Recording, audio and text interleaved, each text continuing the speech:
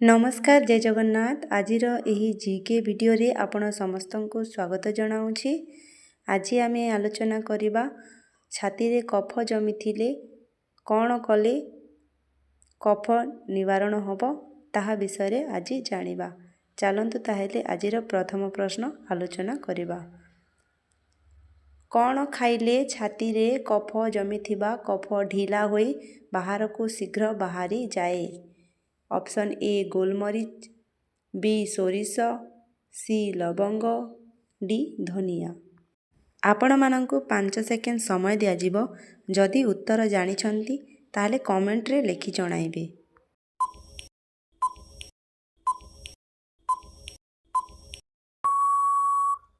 एहार सठिक उत्तर हेउछि option A गोलमरीच। कफ रोगी पाई गरम हाल्का और पौष्टिक खाद्य नियमित खाइबार मुख्य कारण कौन। ए भोक बढ़ाइबा, बी शरीर को शक्ति दे कफ कमाइबा, सी ओजन बढ़ाइबा, डी घुम बढ़ाइबा।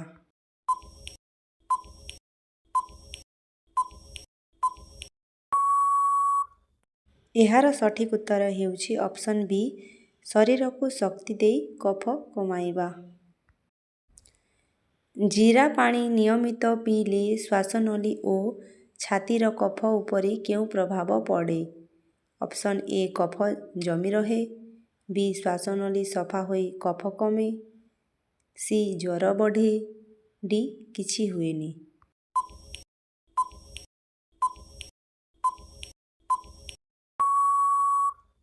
एहार सठिक उत्तर हेउछि ऑप्शन बी श्वासनली सफा होई कफ कमे।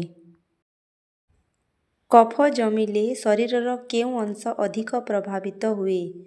ए पेट, बी फुसफुस, सी आँखि, डी चर्म।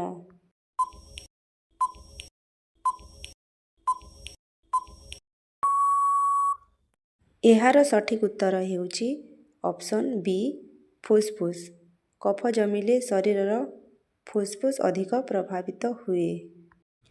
कफ समय रे अधिक दूध और दही केउ कारणरू खाइबा को मना करा जाए। ऑप्शन ए ज्वर हुए, बी कफ घन हुए, सी भोक बढ़े, डी ओजन कमे।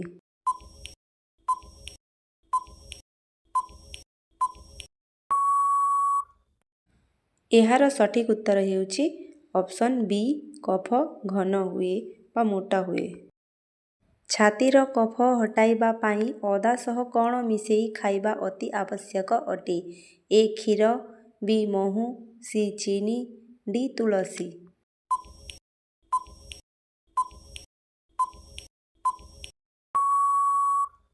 एहार सठिक उत्तर हेउछि ऑप्शन बी महू।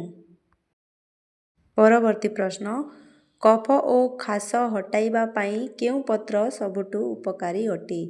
ए नीमपत्र, बी अश्वगंधा पत्र, सी तुलसी पत्र, डी आंब पत्र।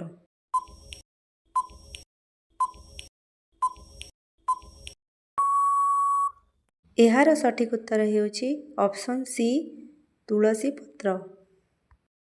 छातीर कफ हटाइबा पाई केउं पशुर क्षीर पीबा आवश्यक अटे। ए गाई, बी मईसी, सी घोड़ा, डी छेली।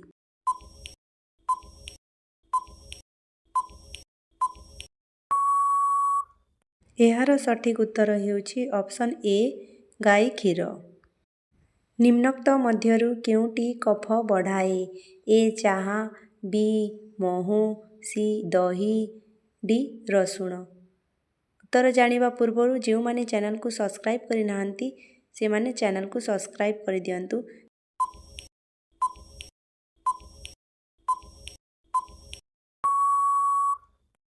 एहार सठिक उत्तर हेउछि ऑप्शन सी दही। कफ कारणरू गला जंत्रणा होइथिले महू सह कौन मिसेई खाइबा अति आवश्यक।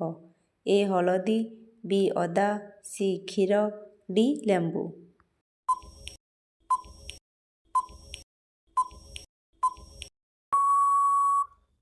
एहार सठिक उत्तर हेउछि ऑप्शन बी अदा। महू सहित अदा मिसेई खाइले ଗଳା ଯନ୍ତ୍ରଣା ଶୀଘ୍ର ଭଲ ହୋଇଥାଏ। ଛାତିରେ କଫ ଜମିଥିବା ଲୋକ ଦିନକୁ କେତେ ଗ୍ଲାସ ପାଣି ପିଇବା ଆବଶ୍ୟକ? ଅପସନ୍ ଏ 1ରୁ 2 ଗ୍ଲାସ, 3ରୁ 4 ଗ୍ଲାସ, 6ରୁ 8 ଗ୍ଲାସ, 8ରୁ 10 ଗ୍ଲାସ।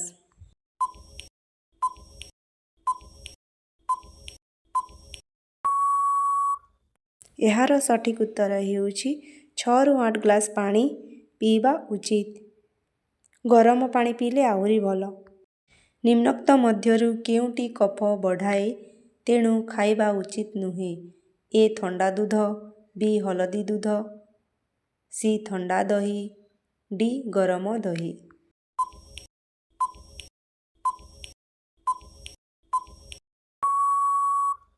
ଏହାର ସଠିକ୍ ଉତ୍ତର ହେଉଛି ଅପସନ୍ ଏ ଓ ସି ଥଣ୍ଡା ଦୁଧ ଓ ଥଣ୍ଡା ଦହି ପିଇବା ଉଚିତ ନୁହେଁ।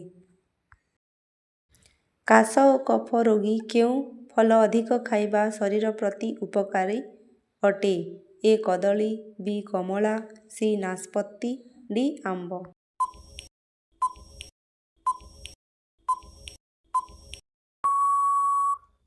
ଏହାର ସଠିକ୍ ଉତ୍ତର ହେଉଛି ଅପସନ୍ ବି କମଳା।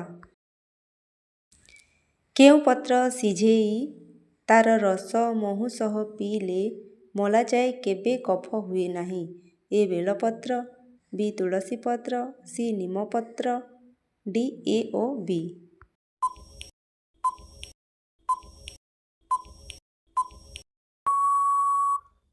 ଏହାର ସଠିକ୍ ଉତ୍ତର ହେଉଛି ଅପସନ୍ ଏ ଓ ବି ବେଲପତ୍ର ଓ ତୁଳସୀ ପତ୍ର।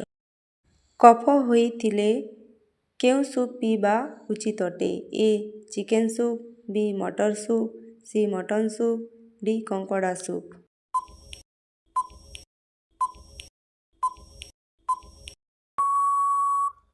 ଏହାର ସଠିକ୍ ଉତ୍ତର ହେଉଛି ଅପସନ୍ ବି ମଟର ସୁପ୍। ରସୁଣର ଜୀବାଣୁନାଶକ ଗୁଣ କଫ ସମସ୍ୟାରେ କେଉଁଭଳି ସାହାଯ୍ୟ କରେ? ଏ କଫ ବଢ଼ାଏ, ବି ସଂକ୍ରମଣ କମାଇ କଫ ହ୍ରାସ କରେ, ସି ଜ୍ୱର ଆଣେ, ଡି ଶରୀର ଦୁର୍ବଳ କରେ।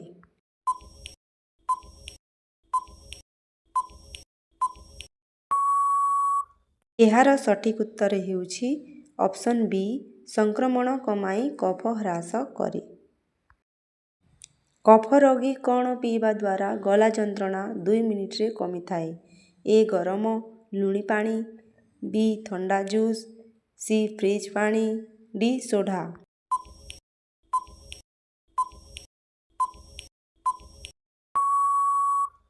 ଏହାର ସଠିକ୍ ଉତ୍ତର ହେଉଛି ଅପସନ୍ ଏ ଗରମ ଲୁଣି ପାଣି। ଆଜିର ଏହା ଶେଷ ପ୍ରଶ୍ନ। ଗୋଲମରିଚ, ଅଦା, ତୁଳସୀ ପତ୍ରକୁ ଚା କିମ୍ବା କାଢ଼ା ରୂପେ ନିଆଗଲେ ଏହା ଛାତିର କଫ ଉପରେ କେଉଁ ପ୍ରଭାବ ପକାଏ? ଏ କଫ ବଢ଼ାଏ, ବି କାଶ କଫ କମାଇ ଶ୍ୱାସକୁ ସହଜ କରେ, ସି ଜ୍ୱର ବଢ଼ାଏ, ଡି କିଛି ଲାଭ ନାହିଁ।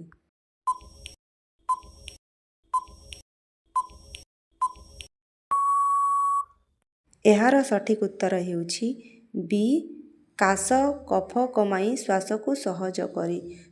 ଗୋଲମରିଚ, ଅଦା, ତୁଳସୀ ପତ୍ରକୁ ଚା କିମ୍ବା କାଢ଼ା ରୂପେ ବ୍ୟବହାର କଲେ କାଶ କଫ କମାଇ ଶ୍ୱାସକୁ ସହଜ କରେ। ଭିଡ଼ିଓକୁ ଶେଷ ପର୍ଯ୍ୟନ୍ତ ଦେଖିଥିବାରୁ ଧନ୍ୟବାଦ। ଦେଖାହେବା ଆଉ ଗୋଟିଏ ନୂଆ ଭିଡ଼ିଓରେ।